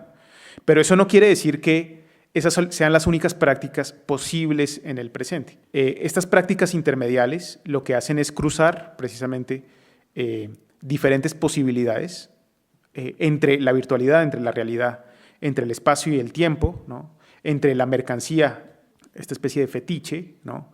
Y la mitologización de las prácticas, que eventualmente lo que producen es una redefinición del arte, tal cual. Eso es entonces una perspectiva histórica de esta crisis de la escultura. Tal vez esta plática a ustedes les ayude o les permita de alguna manera pensar esta función de la escultura ya bajo otras condiciones. Entonces, bueno, eso es el tiempo que me quería tomar. No sé si ustedes tienen algún comentario. Bueno, sí. Por acá. Sí. Bueno, muchas gracias por la exposición y tengo básicamente dos preguntas. La primera tiene que ver con este ahínco por llamar escultura a algo que en realidad ya no lo es, en tanto entendido de que ha habido, tú lo mencionaste, ¿no?, varios autores que ya han definido estas prácticas que se siguen teniendo como escultóricas de otra manera, y la verdad es que son plausibles, ¿no? Marchand Fils también en su texto deja muy claro, ¿no?, de qué se trata esto que llamamos escultura. Entonces mi primera pregunta es, ¿qué tiene en tanto imagen significativa esta palabra que seguimos comprendiendo o tratando de comprender estos elementos como escultóricos, cuando bien los has dicho, no lo son. ¿Por qué insistimos en hablar en escultura? ¿Qué tiene la palabra escultura? ¿Cómo se compone la palabra escultura para que socialmente sigamos en ello? ¿Por qué nos es cómodo entender esto desde el punto de vista de la imagen como palabra de escultura y no adoptar otras categorías que ya están muy bien trabajadas, que se hicieron muy bien? Esa es la primera. La segunda, que tiene que ver con el auto, bueno, eso es lo bonito. ¿Qué tanto podríamos llamar a esta imagen desde el punto de vista lingüístico un trampantojo, ¿no? Porque como dices, eso es un auto, pero en realidad es una obra de arte o es un producto artístico. O sea, está jugando precisamente desde un punto de vista de lenguaje con lo que la historia del arte ha definido como trampantojo o como ilusión. ¿Qué tanto puede trabajarse esa categoría del trampantojo o de la ilusión para lo escultórico en este caso? Ok, al respecto de la primera pregunta, es difícil saber por qué seguimos insistiendo en que la escultura, o llamar todo escultura, o toda la tridimensionalidad, toda la producción artística tridimensional escultórica. De hecho, yo creo que Benjamin Buchloh tiene un punto en relación a esta idea de la escultura como tridimensionalidad, y es que no hay ningún otro tipo de producción artística que comparta una relación tridimensional con el ser humano. La música no hace eso, no apela a la misma sensibilidad, la pintura no hace eso, por supuesto la arquitectura no hace eso, sino que más bien produce cierta espacialidad en relación a la construcción de muros, etcétera, ¿no? O la construcción de espacios, ¿no? Y pues de alguna manera la noción de escultura, que viene precisamente de la modernidad constitutiva, lo que genera es un mito, es decir, todos los elementos constitutivos de la escultura se pueden reducir en una tridimensionalidad, y eso de alguna forma se traduce en el sentido común en que todos los objetos de la tridimensionalidad son posibles esculturas. En ese sentido, lo que se genera inmediatamente es una convención, y es muy difícil salir de ello, ¿sí? El problema es que si comenzamos un poco como hizo Rosalind Krauss, a generar nuevas categorías, incluso esas categorías son insuficientes. Lo que hace la noción de arte contemporáneo es romper la noción de escultura, porque es muy difícil ya llamar a las prácticas de arte contemporáneo como algo específico. La noción de arte contemporáneo aparece como imposibilidad de describir de manera específica las prácticas del arte del presente. La noción de arte contemporáneo, dentro de la noción de arte contemporáneo, eventualmente uno puede encontrar esculturas, pero la noción de arte contemporáneo abre el concepto de escultura, abre el problema de la escultura y lo disgrega precisamente hacia otros problemas. ¿Sí? Problemas institucionales, problemas sociales, problemas políticos, etc. Pero incluso así se sigue utilizando la noción de escultura, o permanece. Pero más que como una categoría, funciona más como un descriptivo, es decir, como un elemento que permite identificar una tridimensionalidad relacional de estos objetos. ¿Sí? Ahora, al respecto de su segunda pregunta, la noción de trampantojo no funciona en este caso, porque un trampantojo es una ilusión. Y la noción de trampantojo funciona en relación a la ilusión, que es básicamente la tensión entre naturaleza y obra de arte. Es decir, una obra de arte es un trampantojo en tanto genera una ilusión que tensa la posibilidad de una observación directa de la naturaleza con otra que sería una estética de la belleza. La historia del arte desde el siglo XVIII ha elaborado esta noción de ilusión de maneras muy sofisticadas, porque la ilusión no la produce el objeto, sino de alguna manera el que produce la ilusión es uno, porque los objetos tal cual no son ilusorios, sino que el que produce las ilusiones es el sujeto que ve. La relación que se puede establecer entre el objeto artístico o la obra artística y el trampantojo siempre tensa una relación con la naturaleza, pero un auto no hace parte de la naturaleza, sino hace parte de la cultura. En ese sentido, como producto cultural, esto no está en tensión con la ilusión, sino más bien está en tensión, y aquí sí le doy la razón a Benjamin Buchloh, con la noción de mercancía. En ese sentido, no se generaría una ilusión en el sentido de trampantojo, sino más bien una sobreposición con la noción de mercancía. Entonces, no funcionaría en este caso. Sí. Es que me vino a la mente la palabra, bueno, el concepto, porque tú mismo dijiste, esto que es un auto, bueno, no es un auto, es una ilusión, porque es una obra de arte que parece ser un auto, pero no lo es. Bueno, algo así lo claro, mencionaste. Cuando digo que esto no es un auto, pero sí es un auto, es decir, tiene una doble naturaleza. Cuando digo que no es un auto, es que lo que está operando aquí es una operación artística, pero no en función de la ilusión, sino más bien de un procedimiento material que implica retirar un segmento del auto y después unirlo. Ese procedimiento es un procedimiento típicamente escultórico, ¿sí? Entonces esto lo que genera es una ilusión de escultura, pero no una ilusión de trampantojo en el sentido que usted está utilizando. O sea, esto parece una escultura, pero no es una escultura. Esto parece un auto, pero ha dejado de ser un auto precisamente por la intervención escultórica, si se quiere, que aplica el artista en el objeto. Entonces, no es el sentido, cuando está utilizando aquí la noción de ilusión, no es en el sentido del trampantojo, sino que más bien parece una escultura, ¿no? No está tensado con la relación de parece realidad, porque en efecto es realidad, esto es un auto real. Por eso, de nuevo, volvemos otra vez a la noción de mercancía. Yo también tengo dos preguntas. La primera en relación a la cuestión de la estética relacional, para saber, no sé, me vino a la mente Geritz y el eco, ¿no? Entonces, esta idea de que en realidad la obra es lo que sucede con las personas alrededor de los objetos en un momento específico, sí, como atemporalmente lo que él estaba haciendo en esos eventos vespertinos, nocturnos en el eco, podrían definirse a partir de este concepto. Puede ser.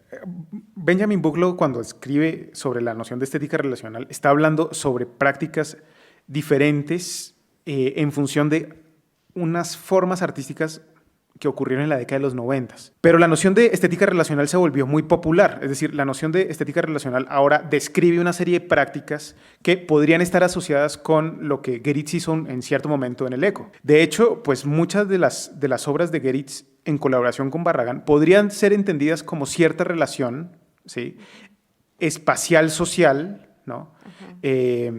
Porque no se pueden entender de otra manera. Es decir, el mismo Museo Eco está planteado bajo esa misma lógica, pero como varias personas han argumentado, entre esas Daniel Garza Usabiaga, lo que el Museo Eco propiciaba en cierto momento era esta nueva sensibilidad con la arquitectura. El espacio. Pero no solamente eso, por eso también se le construyó un bar dentro, ¿no? Sí. Que implicaba pues cierta socialización. ¿Podría ser esto descrito como cierta estética relacional? Sí, pero hay una cosa que vale la pena pensar, y es que la estética relacional deja residuos, y esos residuos son los que se consideran también como artísticos.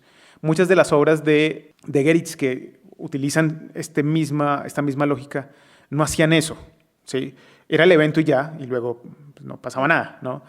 Muchas de estas obras de la estética relacional sí dejan como esta especie de huella, que es importante también.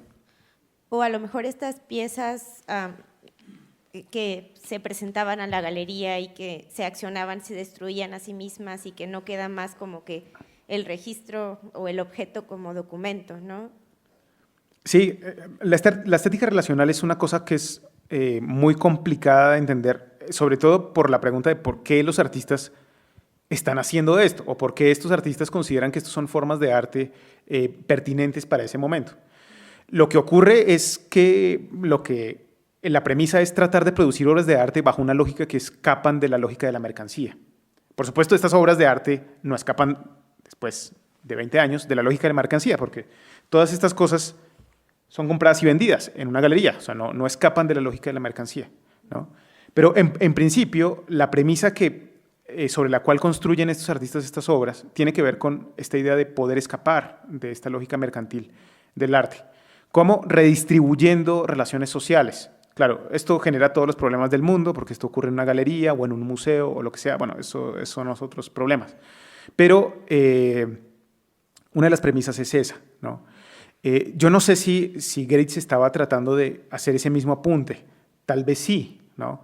Pero para eso pues, habría que leer más en detalle a Geritz. Geritz es un artista muy complejo de entender, ¿sí? Porque es una especie como de teósofo moderno, es un tipo muy difícil de entender, además que su práctica está disgregada en diferentes acciones. Habría que verlo mucho más en detalle. Ahora, la noción de estética relacional no es una categoría de análisis, ¿sí? Y tampoco es una, no sé cómo decirlo, sí, no es una categoría. Es decir, uno no puede decir, estas prácticas son estética relacional, estas no son estética relacional. No.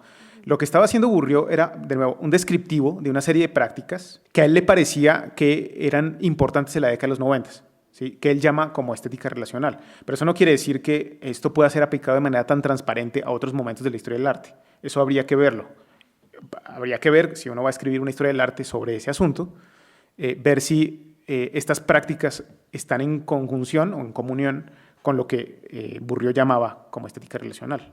Habría que tener mucho cuidado, una perspectiva histórica. Gracias. Y la segunda pregunta, me quedó un poco de duda porque ya no supe exactamente de qué lado estaba Benjamin Bourdieu, donde decía que la vida cotidiana no genera esculturas, sino objetos tridimensionales, ¿no? Entonces, de pronto, como que miro hacia atrás y pienso en piezas como Warhol, o en artistas como Warhol, o la taza de Meret Oppenheim, o algo así, que están vinculados directamente con la vida cotidiana, pero que digamos que sí se les ha dado la categoría de escultura, pero no sé si es que ello tiene que ver con la imposición que genera la institución museos sobre el objeto, o el mercado del arte sobre el objeto, o es una cuestión que tiene que ver más con la coseidad del objeto. Pero, de nuevo, tiene que ver con la misma pregunta que él hacía ahorita. Que la caja de brillo box de Warhol haya sido descrita como escultura no quiere decir que sea una escultura de manera transparente. ¿Qué significa eso? Significa que la escultura o este elemento tridimensional que hizo Warhol, ¿sí?, está en relación con ciertas prácticas escultóricas, que es la descripción que hace. De hecho, la misma caja de brillo está nombrada en el texto de Bourdieu.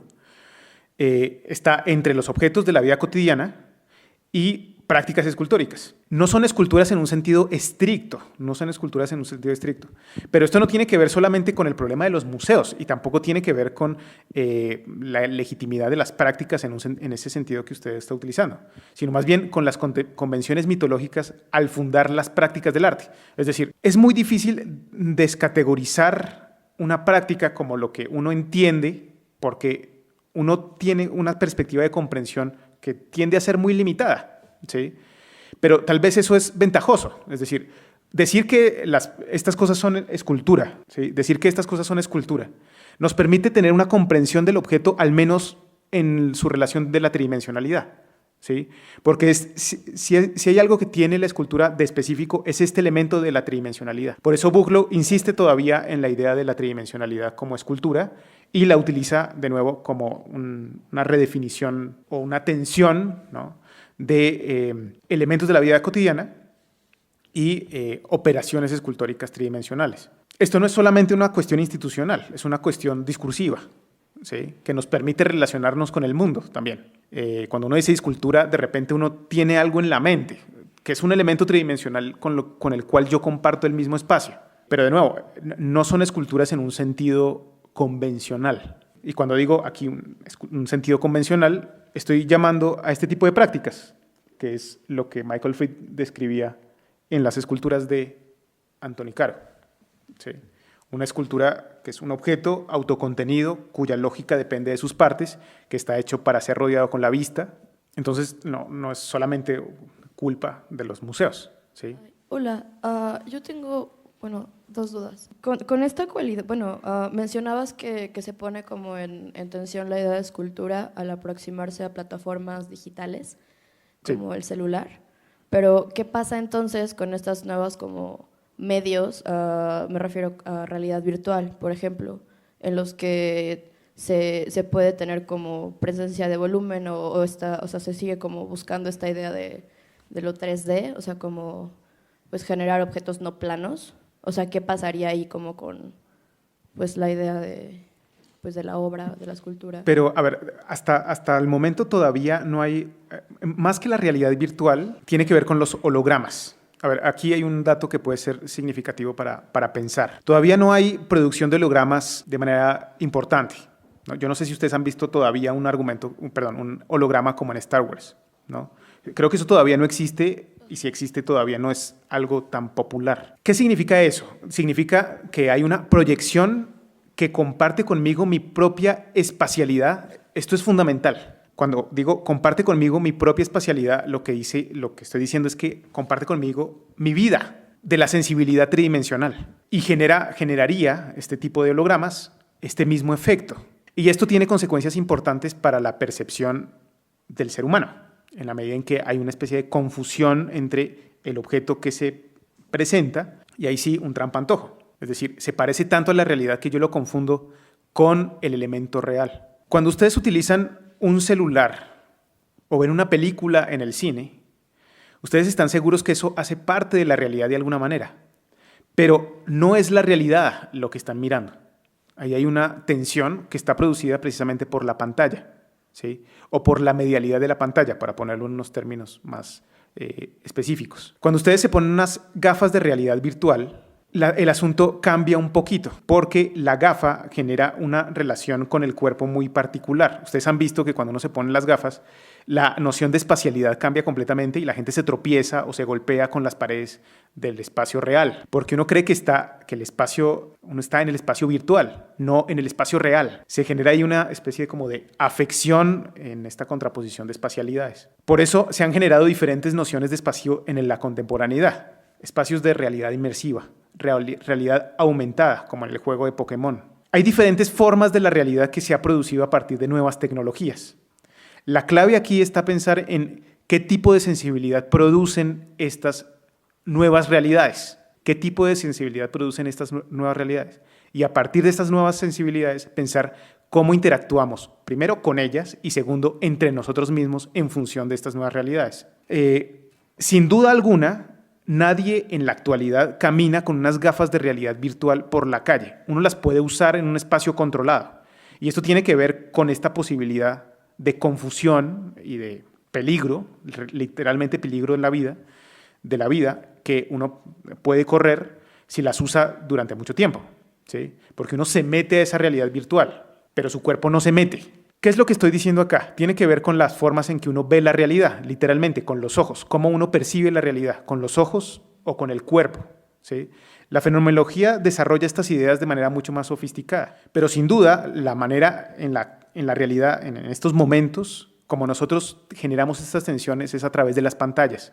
Los videojuegos son muy transparentes en estas ideas, porque ustedes ven la realidad a través de la pantalla. Al menos por ahora, todavía no hay hologramas que nos permitan hacer esta especie de juego de la realidad, de ilusión, en donde hay hologramas que nos confunden tanto. Tal vez el futuro se dirija hacia ese horizonte, pero todavía no generamos esa confusión tan transparente. Ustedes ven el celular y lo que ven es una realidad mediada por una pantalla. Esa realidad mediada por una pantalla no es la misma sensibilidad que ustedes tienen con el mundo real, pero lo interesante de todo esto es que ustedes ya no pueden entender el mundo real sin la realidad de la pantalla del teléfono. Por eso es que todo el mundo permanentemente está mirando su teléfono, porque es casi imposible entender la realidad contemporánea sin el teléfono celular. Sobre todo sin el teléfono, más que con la computadora, sin el teléfono, porque se volvió un elemento portátil. Antes las computadoras no eran portátiles, ¿sí? Se necesitaba un escritorio, por eso se llaman desktop, ¿no? Para poder acceder a esa información, pero ahora la realidad está permanentemente mediada por estas pantallas. Y esto es interesante, pues uno ya no compra un teléfono más sofisticado para hacer llamadas, eso es ridículo, ¿no?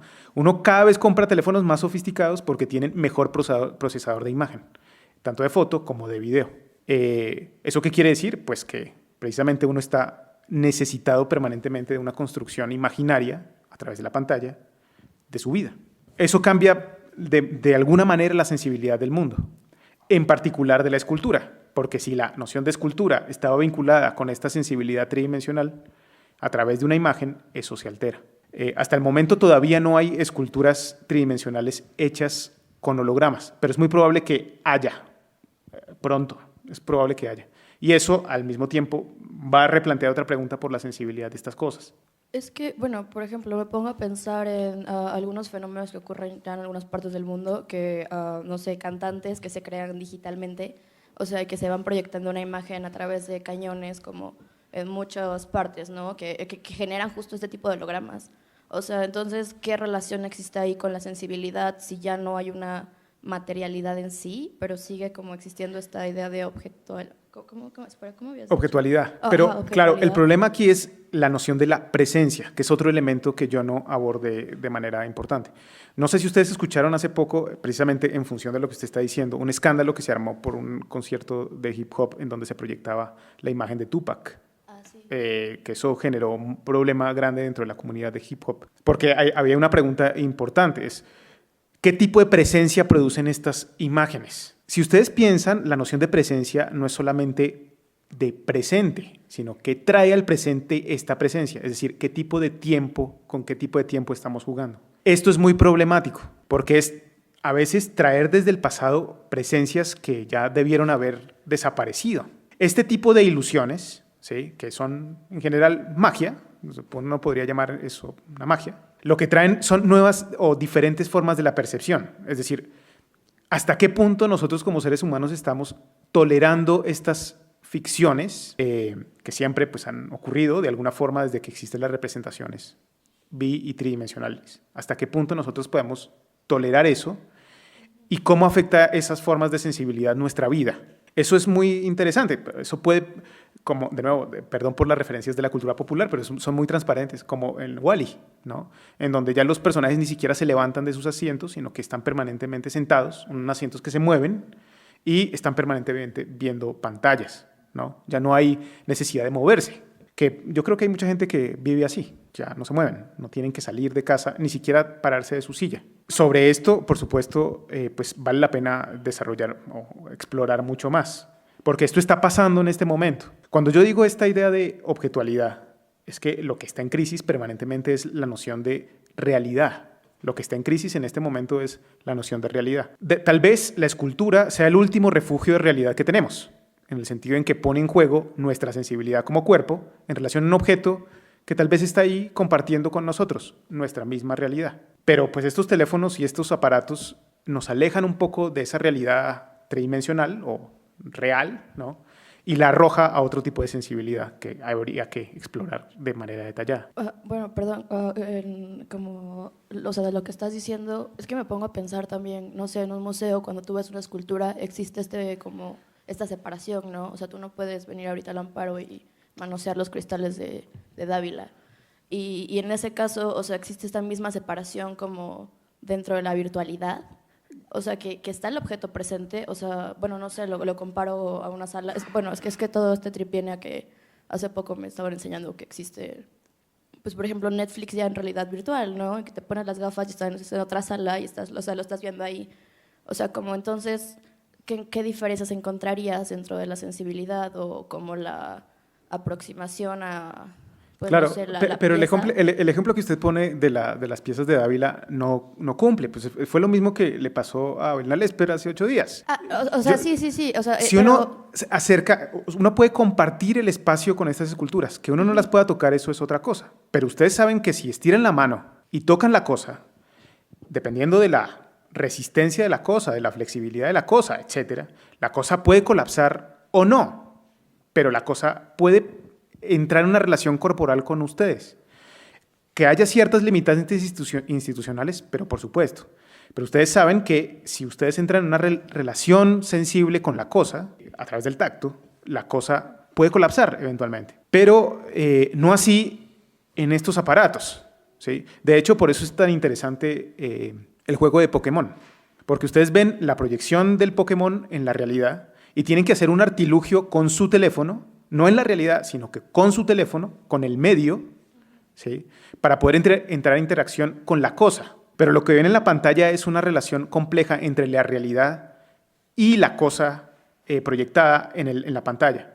Pero se necesita la interfaz. Sin la interfaz no ocurre nada. Con las esculturas de José, uno no necesita ningún tipo de interfaz, porque si uno toca la cosa colapsa. Es muy claro. De hecho, yo creo que cada vez más la gente entra con más precaución después de hace 8 días a esas salas, porque uno ve eso y dice, de repente esto, quién sabe cuánto cuesta, me lo pueden cobrar si lo toco. Entonces eso hace que uno de repente entre todavía con más precaución. Esa precaución se debe precisamente a la idea de que este espacio está compartido, es un espacio compartido entre la objetualidad tridimensional de la cosa y mi cuerpo. Ese es un apunte que los artistas minimal ya venían haciendo desde la década de los 60. Darse cuenta, y esto es muy interesante, porque las esculturas convencionales no hacen eso. Las esculturas convencionales son para ser vistas, ¿sí?, a la distancia. No porque pues, este espacio de separación que genera la base, genera un espacio de ficción, de separación, en donde pues, uno no corre ese peligro. En cambio, con las esculturas que están en exposición en la actualidad, en las salas del Amparo, puede llegar a ocurrir. Esto es interesante, ¿no? Porque lo que se altera, y es un poco lo que estoy señalando ahorita, es no solamente la concepción de arte, sino mi sensibilidad con la cosa. Más allá de lo que uno pueda creer de la pieza de Rico que se rompió en Sonamaco, lo que demuestra es que las obras de arte contemporáneo existen, como materialidad, existen. Que esta idea de que se puede destruir y se puede rehacer es lo de menos. O sea, lo que hay que ver aquí es que tienen existencia. Estas, no todas, por supuesto, funcionan bajo los mismos regímenes de existencia, pero la cosa existe como cosa. Eventualmente uno podría hacerla colapsar. Existe. Y eso tiene implicaciones importantes para la sensibilidad, la estética de la percepción. La verdad a mí no me queda muy claro qué relación guarda. Vaya, yo entiendo, por ejemplo, en la pieza esta de la comida y de la tertulia que se tiene ahí dentro de la sala del museo y de la comida, no me queda claro en dónde está la diferencia o por qué esto sí es arte. Y a lo mejor si yo invito a alguien a mi casa en un espacio similar, con una intención a lo mejor, ¿por qué eso no podría ser arte? No sé, no entiendo. ¿Ahí qué pasa? Tal vez, y esto es interesante, la pregunta es insustancial, ¿no? Tal vez si usted considera que la acción que usted está haciendo puede ser considerada como artística, lo es, ¿no? Y eso podría ser incluso más interesante que decir que lo que usted está haciendo no es necesariamente arte. ¿Por qué? Porque le ayudaría a usted pensar qué tipo de relaciones está estableciendo con la comida, qué tipo de relaciones está estableciendo con sus comensales, qué tipo de relaciones está estableciendo con los ingredientes, ¿no? No solamente cocinar por cocinar, sino tal vez pensar en que en la acción del cocinar hay una serie de interrelaciones afectivas, sociales, etcétera, que ayudan a pensar en que eventualmente el cocinar puede ser una acción que, como otras formas de arte, ayudan a pensar en relaciones sensibles, ¿no? Entonces, tal vez no importa tanto. El asunto que tiene que ver con esto es precisamente como la manera en que estas cosas se insertan dentro de los mercados del arte o dentro de las formas críticas del arte. Para poder hacer uno este tipo de acciones dentro de ciertos marcos de lógicas institucionales, eventualmente esto permite, digamos, pensar en otros momentos del arte, que son los que eventualmente ayudan a señalar estas prácticas. Pero eso no quiere decir que su acción sea menor que la que hace Tiravanilla. Tal vez después de esta charla, usted pueda comenzar a pensar en que su cocinada diaria, no sé si usted cocine a diario, pero la cocinada puede ser considerada también como una reflexión sobre las relaciones entre los objetos, entre las personas, etc. Si no es arte o si es arte, pues tal vez en este caso es lo de menos, ¿no? Lo que sigue, las preguntas que siguen, tal vez son más interesantes. ¿Cuáles son las relaciones que yo tengo con la comida? ¿Cómo yo me relaciono con los utensilios que utilizo para cocinar? Cuando yo invito a alguien a mi casa para cocinarle, ¿qué tipo de relación estoy estableciendo? Ese tipo de preguntas tal vez, más allá de si esto es arte o no, tal vez son interesantes porque ayudan a reconocer una serie de elementos sociales que tal vez no tendrían el mismo reconocimiento más allá de la mera acción. Para mí esas preguntas son interesantes, ¿no? Pueden ser complejas en sí Entonces mismas. lo que estoy entendiendo es que la reflexión sobre las cosas es arte.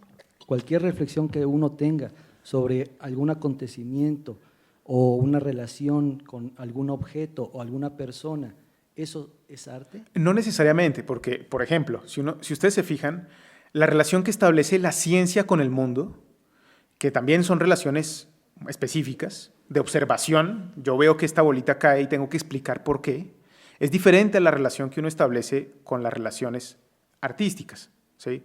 Es decir, la relación que uno o las preguntas filosóficas que se dirigen hacia otro lugar. Lo que estoy diciendo es esto. Cuando uno está yo no sé si estas obras de arte son buenas o malas, No estoy diciendo que estos sean las mejores obras de arte.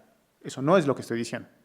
Lo que estoy diciendo es que estas formas artísticas llevan a reflexionar sobre ciertos asuntos. Esos asuntos tienen que ver con la manera en que se configura lo sensible. Es decir, cómo es que una acción como el cocinar a otros permite que mi sensibilidad con estos objetos que pertenecen a la cotidianidad dentro de un marco reflexivo, sensible, que implica este olor, que implica esta conversación que estamos teniendo mientras estamos comiendo, permite pensar sensiblemente en estas cosas. La ciencia no piensa de esta manera. La ciencia no pregunta cuál es la relación estética que yo tengo cuando la bolita cae. Esa no es la pregunta que hace la ciencia. La ciencia hace una pregunta de, tengo que explicar por qué esto cae. Y la explicación de eso se traduce en una fórmula matemática que produce a su vez una fórmula física, que es la ley de la gravedad. Pero la ciencia no pregunta por la relación sensible. Está constituida a partir de una relación, por supuesto, de una observación del mundo, la bolita cae, pero no se interesa tanto por la relación sensible, sino más bien en explicarla. La filosofía, dependiendo un poco de la corriente filosófica que uno siga, a veces más, a veces menos, se ocupa de la relación sensible. Pero para que sea filosofía tiene que ser explicada de forma conceptual. Entonces, la filosofía se escribe, no se ocupa tanto por esta sensibilidad. Entonces, más allá de si esto es arte o no, y si ustedes pueden pensar en que están haciendo arte o no cuando caminan, para hacer una comida, etc., para mí es suficiente tratar de pensar en esta sensibilidad precisamente en estas acciones que son simples. No estoy diciendo que sean obras de arte buenas o malas, eso ya es otro ejercicio que pertenece a la crítica de arte. Buenas noches. Quisiera preguntar sobre esto que es efectivamente re problemático, el problema de la mercancía, y también en esta relación dialéctica entre dos formas que ahora son muy comunes. Una es como la de Tomorrow is Another Day, que justo lo que genera es una imaginación cercana al archivo, cercana a la arqueología, porque justo va dejando rastros. De estos rastros se toman registros, de estos registros se conforman archivos, hasta que eventualmente lo que se está exponiendo es justo el registro, el archivístico de ese tipo de huellas. Y por otro lado, la experiencia, voy a decir, inmersiva, que yo diría casi blockbuster de instalaciones como las de Kusama o como de Ai Weiwei, etcétera, que también están en el otro, digamos, extremo, y sí diría yo que son casi blockbuster, porque justo están también pensadas de esta manera casi obsesiva, compulsiva, para crear otro tipo de imaginación archivística, pero ambas caen, al final de cuentas, en la mediación de Instagram, por decirlo de esta manera, y que justo nos da para, y quisiera en este caso saber su reflexión, pensar en justo el problema de la mercancía, no solo nada más como que la forma artística se reconfigura para escapar de ser una sola objetualidad, sino que además, pero sí crea, digamos, un byproduct de esa forma, es una otra objetualidad, que es justo la imagen de la red social. Entonces quisiera saber su reflexión al respecto. Ahí hay que hacer una pregunta que es una pregunta difícil de contestar, y es, ¿las imágenes son objetos? Eso es una pregunta que yo no me inventé. Didi Werman hace la misma pregunta. ¿Cuál es la materialidad de la imagen? Es una pregunta muy complicada de contestar, pero si sabemos algo es que las imágenes no son objetos en sí mismas. Puede tener materialidad, pero no son objetos, ¿no? Ahora, hay una cosa que hay que decir al respecto de esta tensión que usted está señalando, ¿sí? Obras de arte, digamos, mucho más de experiencia. La exposición de Kusama, no sé si ustedes la vieron, aquí en la Ciudad de México, pero no es la única, hay varias exposiciones que hacen eso. Son más como para tener una experiencia. Esa experiencia se traduce en imágenes en las redes sociales. O la exposición de Turrell, que acaba de ocurrir, que todavía está ocurriendo en Jumex. Son obras de arte que están siendo hechas muchas veces para tener una experiencia, que antes de que existieran las cámaras fotográficas, muchos de esos artistas están produciendo estas obras antes de que existieran los celulares con cámara, pues la gente iba a tener ahí una experiencia y luego salía y no se llevaba ninguna imagen. Lo que cambió de manera radical es la posibilidad de producir imágenes en relación a estas exposiciones. Eso por un lado. Ahora, por el otro lado, las formas de arte más... Y ahorita voy a continuar con esa idea. Ahora, por el otro lado, las formas de arte que apelan mucho más al archivo. Esto también es un asunto, porque las formas de arte que apelan más al archivo no están convocando a una imagen. Es decir, no hay nada más aburrido que ver fotos de Instagram de papeles, sin sentido. O sea, nadie se pone a leer qué son esos papeles. ¿Por qué? ¿Qué es lo que señala la imagen de Instagram? Lo que señala es, yo estuve aquí. Señala mi experiencia en la sala, pero no describe mi experiencia en la sala, sino que más bien hace un señalamiento del decir, yo estuve aquí. Ese señalamiento del yo estuve aquí se genera a través de un efecto. Ese efecto lo producen la relación entre los cuerpos de las personas y las obras de arte. Exposiciones fotogénicas, para ponerlo de alguna manera. Las exposiciones de archivo no producen eso. Eso no quiere decir que yo no pueda tomar fotos de exposiciones de archivo, pero es difícil. ¿Y con qué fines? No creo que sean fines de fotogenia. La estrategia que tienen los museos, si ustedes se fijan en la actualidad, es intercalar una cosa con la otra. El museo que mejor ha hecho eso es el MUAC. Nadie se va a tomar fotos para Instagram de las exposiciones del archivo que ocurren en el planta baja del museo. Sí lo hacen, pero no son exposiciones fotogénicas de la misma manera que las otras exposiciones, como la de Ai Weiwei, etc. Esto es una estrategia, por un lado curatorial, por un lado museográfica, por otro lado publicitaria, que lo he escuchado decir varias veces. Y esto ahorita voy a su pregunta ya más concreta. Es, bueno, si la gente viene a Ai Weiwei, pues tal vez baja a ver la otra exposición y eventualmente tiene otro tipo de experiencia más de archivo. Nadie va a ir a una exposición de archivo, nadie que no sea una persona especializada, quiero decir. ¿Sí? Porque las exposiciones de archivo convocan una temporalidad que es una temporalidad mucho más especializada, más prolongada, mucho más tiempo en una exposición pequeña incluso, y no es una experiencia que apele a mi sensibilidad solamente en la observación, implica un ejercicio intelectual. ¿Sí? En ese sentido, esa experiencia intelectual es muy difícil traducirla en unos papeles, en una foto de unos papeles, perdón. Entonces lo que hacen los museos es tener al mismo tiempo estas exposiciones que permiten una interacción entre experiencias más sensibles, más inmediatas, si se quiere, y estas otras experiencias más intelectuales de leer, que implica, digamos, una reflexión de otro tipo. Todos los objetos que están ahí como formas de archivo son mercancía. Por eso los archivos son tan caros. Y son tan caros que no todo el mundo los puede comprar. El ejemplo de eso es que el único museo que ha hecho una recopilación de archivos en México de artistas vivos o muertos es el MUAC, ¿sí? Porque tiene una vocación de memoria colectiva a partir del arte contemporáneo. Los que aprendieron eso de manera muy, muy inmediata fueron los norteamericanos. Y por eso muchos de los archivos mexicanos desafortunadamente se han vendido a colecciones extranjeras de Estados Unidos y de Europa. La exposición del Jim Magid, que tuvo lugar en el MUAC, apelaba precisamente a eso, a por qué los archivos no se pueden quedar en México. Pero eso no quiere decir que los archivos no tengan una potencialidad de exhibición por un lado y de mercancía por el otro. Sí la tienen. Pero el objetivo de los archivos no es señalar su condición de mercancía, sino más bien señalar su condición temporal. Por eso son tan caros, porque armar un archivo lleva mucho tiempo. ¿Eso qué quiere decir? Que la condición primordial de un archivo no es ser mercancía, sino que más bien estos objetos se traducen como mercancía porque pueden ser vendidos, pero desde mi perspectiva la condición principal de estos archivos es ser ejercicios de la reflexión temporal a partir de una serie de prácticas. No así otro tipo de exposiciones, como la de Kusama, como la de Ai Weiwei en cierto sentido. Yo no estoy de acuerdo en que la exposición de Ai Weiwei sea 100% mercantil en ese sentido. Son exposiciones que, dependiendo un poco también del espectador, uno puede tener diferente tipo de experiencia, ¿no?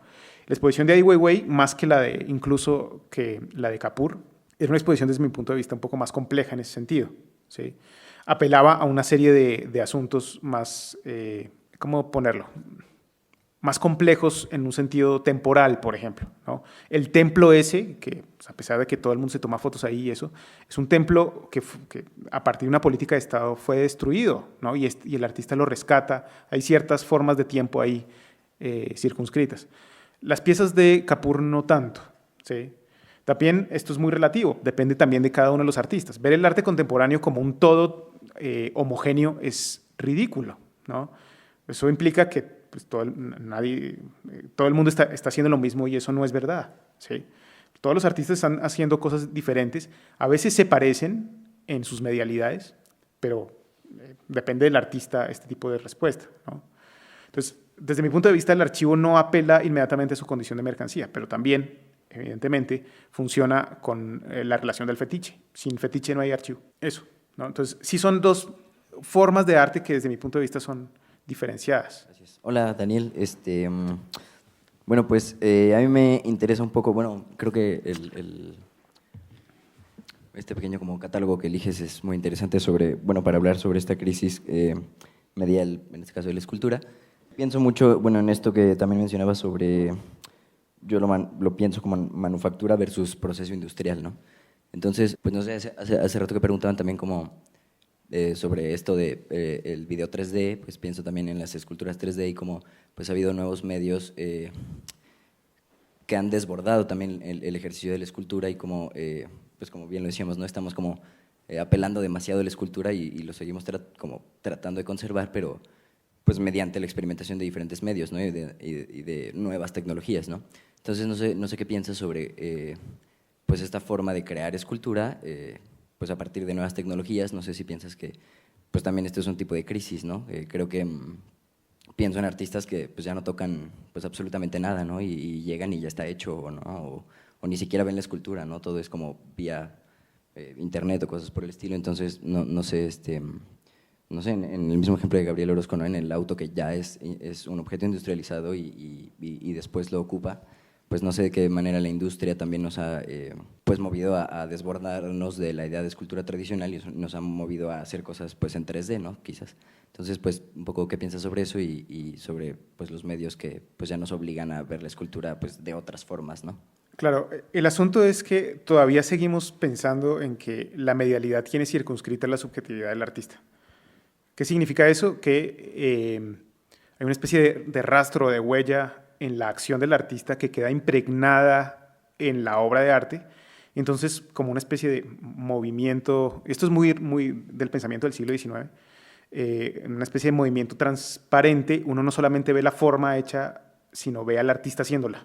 Esta es una idea que tiene que ver precisamente con el siglo XIX como una especie como de reacción, claramente, a los procesos industriales de la revolución industrial.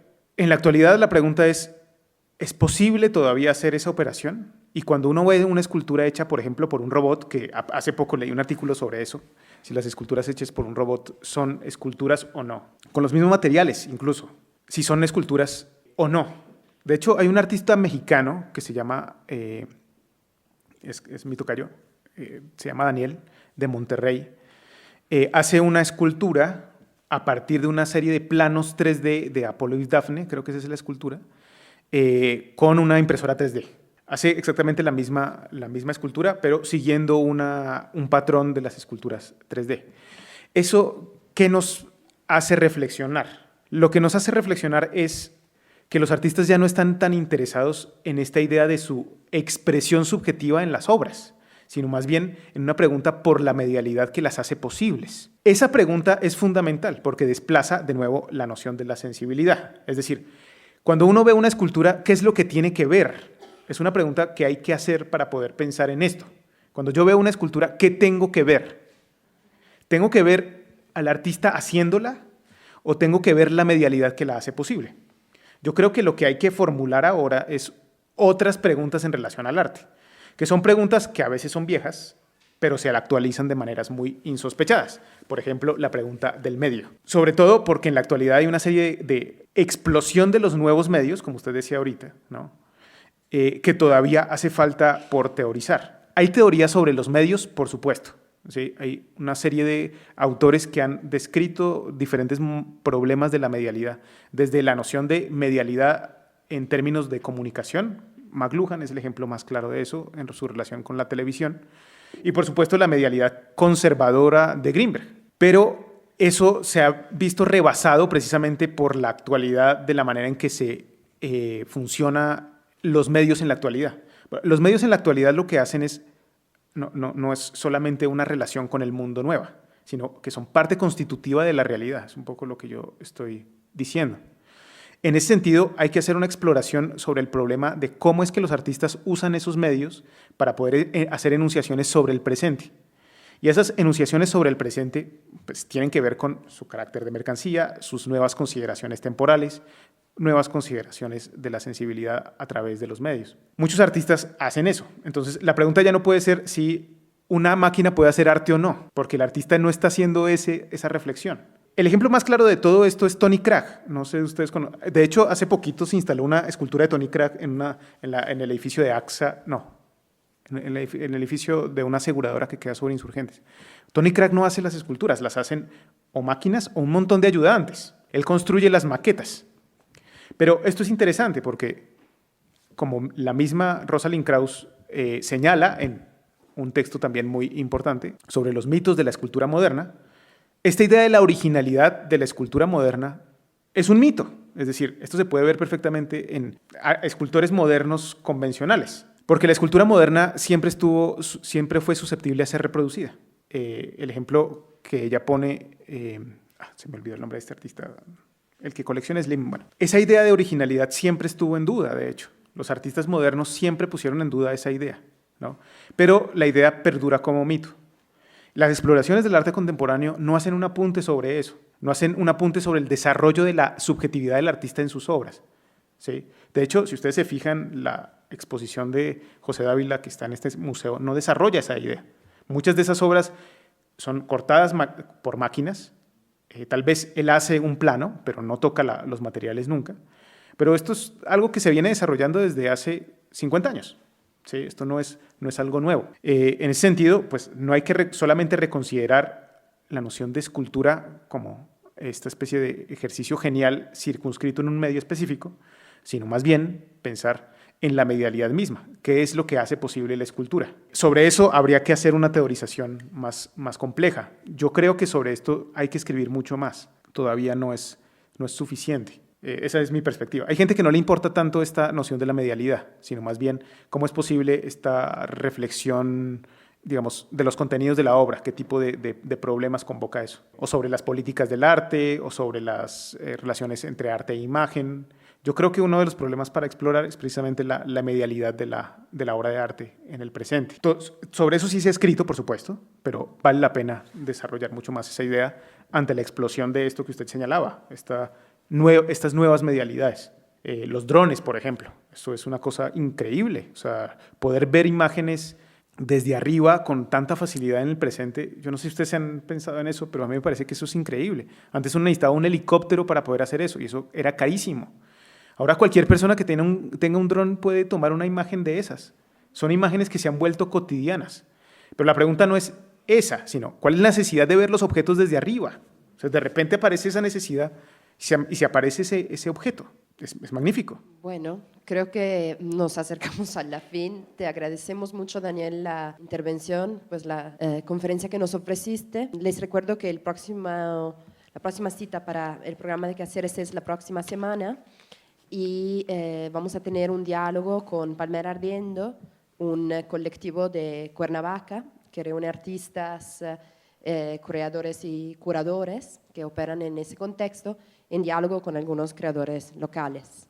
Muchas gracias, Daniela, otra vez. Pues agradecemos obviamente también a Amanda de la Garza que nos puso en contacto con Daniel, repetimos, y pues no dejen de visitar la exposición de José Dávila, pensar como una montaña.